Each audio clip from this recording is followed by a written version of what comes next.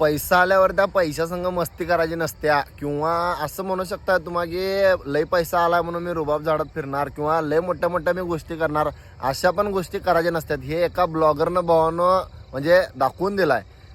India's number 1 blogger Saurabh Joshi भावानं, त्याचा मी blog बघितलो आत्ता, म्हणजे डेली तसं मी ब्लॉग त्याचं बघतोय.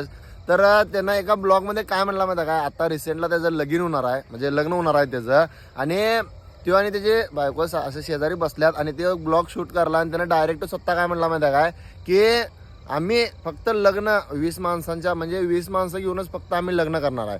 भावानं मला वाटते की त्याच्याकडचे एक 4-5 जण असतील आणि पूर्वीकडचे एक 4-5 जण.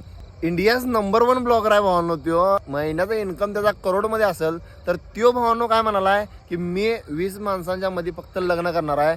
जे मी पै पाहुणे मोठे मोठे सेलिब्रिटी ज्यांना बोलवून लोकांना त्यांना जेवण घालून ते करण्यापेक्षा मी माझ्या म्हणजे जी माझी पुढची पिढी आहे की माझी मुलं बाळं ते नाहीत त्यांना मी शिक्षणाला पैसा घालतो आणि त्यांना शिक्षणाला पैसा घालून त्यांना मी मोठं करतो.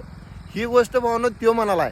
आणि आता जे एक मुलं आहेत मुली आहेत त्यांचं काय घरचं बॅकग्राऊंड चांगला नाही, घरचं घेणं देणं चांगलं नाही, आणि त्याने काय म्हणतात मला लग्नात हेच पाहिजे, मला लग्नात तेच पाहिजे, लग्नाला बरं पैसे नाहीत आपण कर्ज काढूया, कर्ज काढून लगीन करणार लगीन करणार. का उपयोग आहे भावानं सांगा.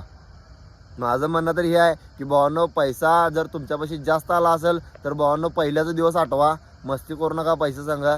त्यानं पण काय मस्ती केला नाही सोडा, पण फक्त त्याचं म्हणणं काय म्हणजे हे विचार मला डायरेक्ट पटलं त्याचं की बाबा एवढा माझ्याकडे पैसा येते तर तो वायपळ घालवणार नाही. मी लग्नाचा विषय कसा आहे, वायपळ जायत नाही. फक्त लगीन हे लहान पण होऊ शकते, मोठ्यानं पण होऊ शकते. केलं तर लय मोठ्यानं होते आणि नाही केलं तर भावांना किरकोळ आपल्यापैकी केलं तरी पण चालते, काही विषय नसते.